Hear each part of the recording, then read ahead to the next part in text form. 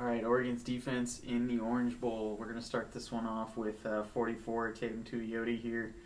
Just excellent pursuit when the ball is past you. Just not quitting at all. End zone cam here. Just get off 79 and make a play at the ball, man. Like, incredible. All right, this one, Brandon Finny right here is the greatest corner in America right now. Like, nobody's playing better than him. I mean, this is the speed in which he diagnoses runs in this game is absolutely insane. Like, this is a draw play, and he's on it from the get-go. Like, he just knows. He didn't even look at the wide receiver. He just knew. And just sticks him in the run. I mean, that's crazy, dude. So Oregon's in that kind of like 3-high safety look thing going on here where 31 is playing the hole.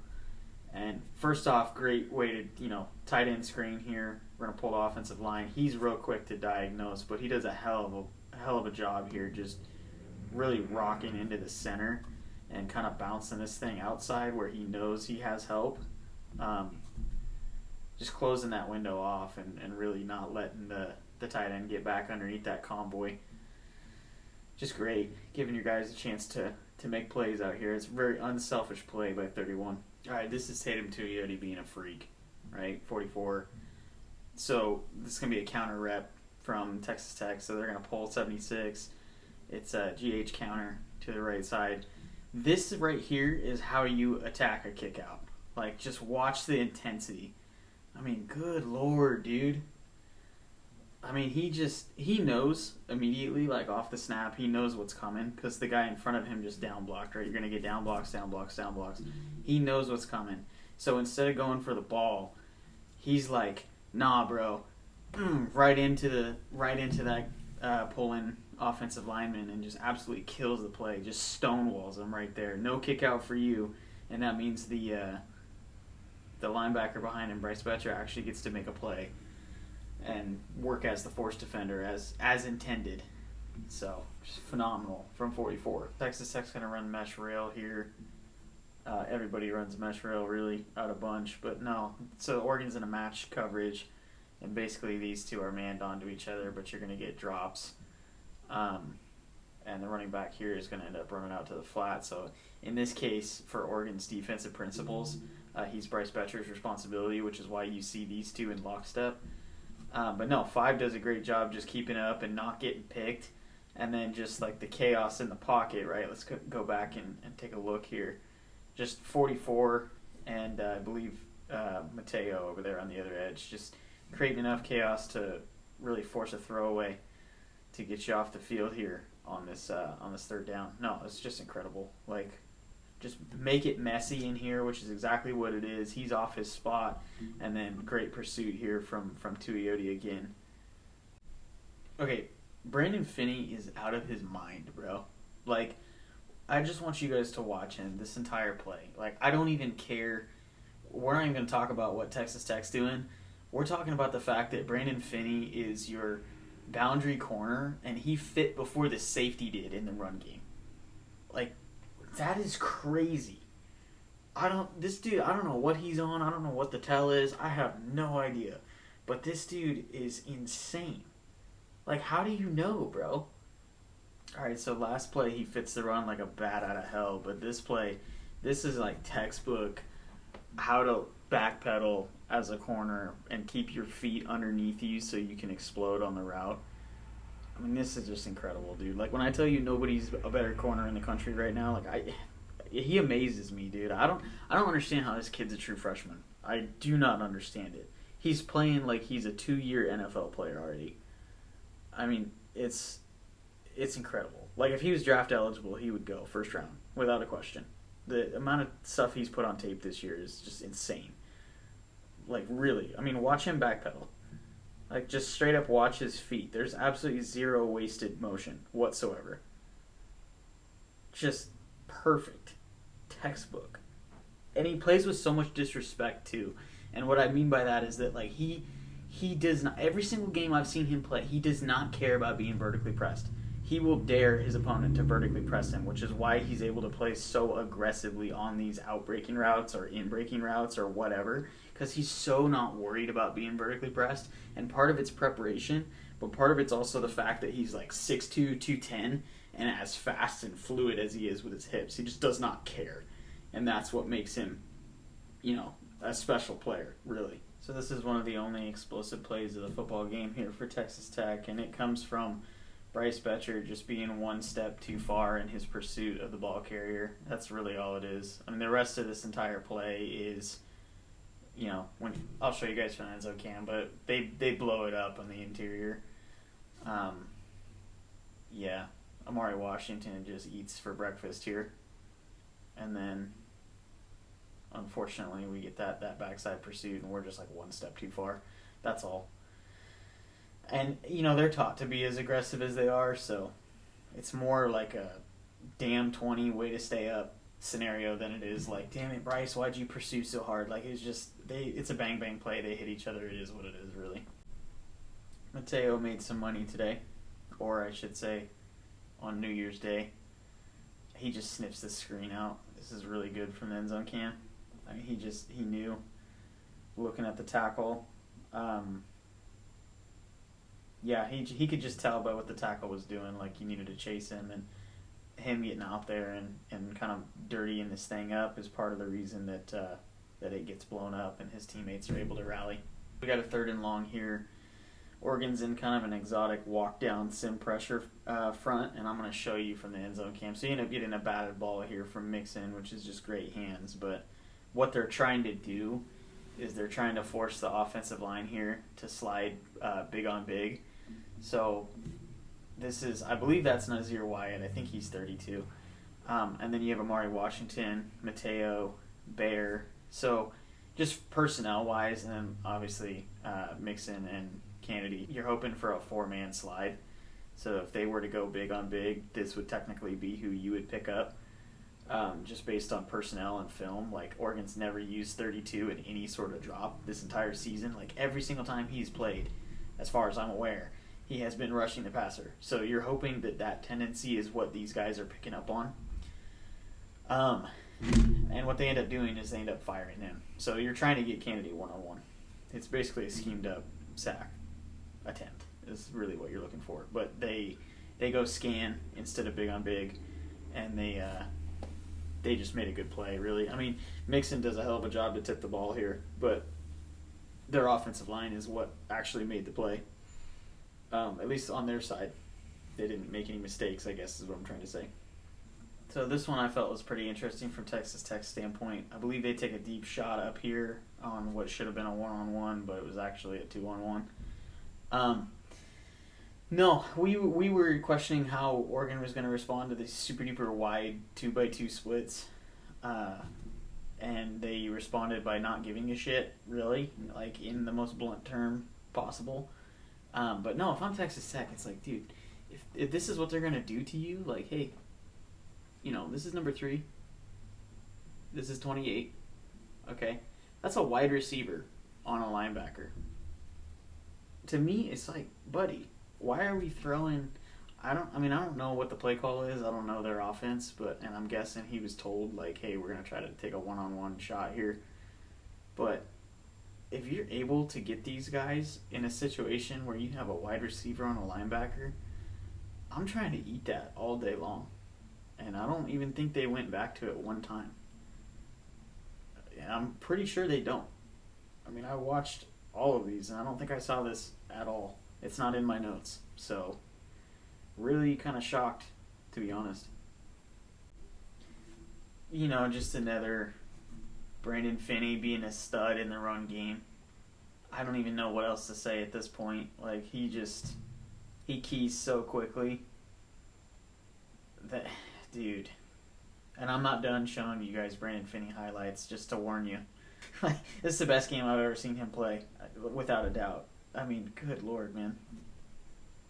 This is a good call from Texas Tech here.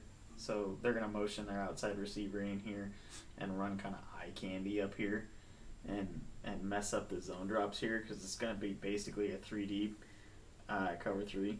And yeah, they end up getting this dig here. The only real player that's near it would be that outside third player. So it's just a great little schemed up play there to get a first down. So Bryce Betcher here is going to be running to get to his actual assignment here pre-snap. They snapped the ball pretty early, but what's important to note here is this guy. I feel like it's his assignment to block Bryce here, and he doesn't, because really what's going on here is his eyes are kind of like in the dirt. So he's probably listening for the snap count, but yeah, Bryce going unblocked is kind of what creates the turnover here. This is great. It's actually a disguised cover 2 look. So it looks like middle field closed. So if it was middle field closed, somebody's got to cover the flat over here, and they're going to run kind of like a quick hitch.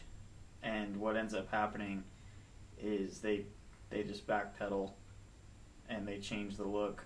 So now you get 2 deep halves and then a hole player here. And the quick hitch is damn near an interception there from Mixon. So just a good way to disguise stuff. Got another screen here, but Mateo's going to do a fantastic job of just making his thing messy long enough for the rest of his teammates to make a play. And that is really all you got to do sometimes. So just a hell of a heads-up awareness there from 10, just to get in the way. I mean, when you're like 6'6", 270, I mean, yeah, you got the frame to get in the way. All right, this is nuts, dude. I don't even know what to say about Finny anymore. So they're going to pull their center as a lead blocker here in this run game. And I have never in my life seen a corner stonewall a center. Dude, what? Like, you're trying to tell me a defensive back, like not a safety, not like Troy Polamalu or something. We're talking about like just a regular outside corner here. Completely stops a center and blows a play up. And he's talking shit. Look at this. Look at that. Yeah, dude. Talk your talk, bro. That's nuts, dude. Absolutely nuts. Alright, so they're in their, 3 safety setup here, but this is just a really freaking cool way to drop 8, basically. And just take everything out of the field, right? So you're going to get pre-snap. It looks like these two are going to be in deep halves, and he's just going to sink out, and these guys are in middle thirds. And it's actually, let's just look at this. Like, you got hook defender, flat defender, deep third, and then you have a spy. And it's just like, dude, everything's boxed, bro. Because you got 8 guys in coverage. That's just freaking cool, man. I don't think I've seen them. If they've done it this year, I didn't see it. It was part of the scheme last year, but it's nice to see that coming back. On this one, Texas Tech's going to kind of, they have 2 running backs out here. They're going to motion one of them into a sweep play. And Mixon just does a great job at diagnosing. And that's pretty much the end of the play. Like, Mixon just kills it. Let's just look at it from the end zone copy here. That's really all you need sometimes. Even just making him hesitate, you're going to get help, but way to make a play in the open field. All right, this is Mateo just being a freak, right? There are people out here that study O-line, D-line, and probably know a little bit more than I do as far as what's going on here, but it's a 3rd and long, and we got these wide-ass splits really trying to make, force these one-on-ones outside on these tackles. And I just want you guys to really watch Mateo's hands, right? Like, swat that first hand, and that allows you, basically at that point, you've won the rep for him. Because now the tackle's not going to be able to make contact with him in a way that's going to slow his momentum down as he bends.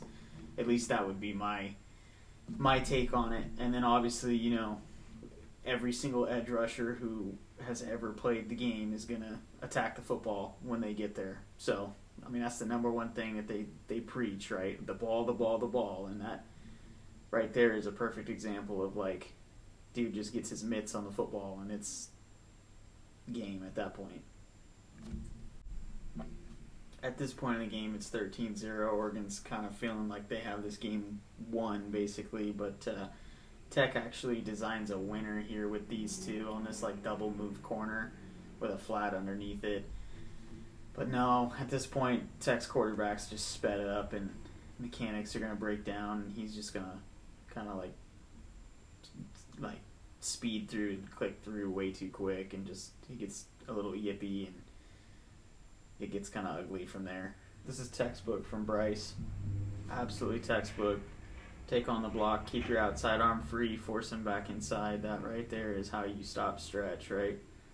Any sort of zone run, or outside zone run, I mean, sweep, stretch, whatever, just attack your block and force him back inside. That's exactly why they call him a force defender, right? And then he does a great job here at just really sticking and not getting pushed. And that's just Mateo being strong as an ox, right? So, no, good rep all around from the boys. Mateo, man, I'll tell you what. This is why they work this in spring practice. Watch his hands, man. Like, he's going to make contact with the tackle first, but it's lowest man wins, right? So he's low. Look at the elbow bend, right? And then his feet just don't stop working. Strain, strain, strain, and then just get off the block. Like, I don't even care if he's not the guy to make the tackle. That's just great, dude.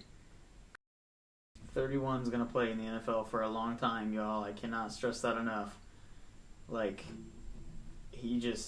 there's a tell, and I think I know what the tell is, but obviously he sure as shit does. I mean, they're running a toss out a bunch, and we go end zone cam, and I mean, this is crazy. This is film study, is what it is.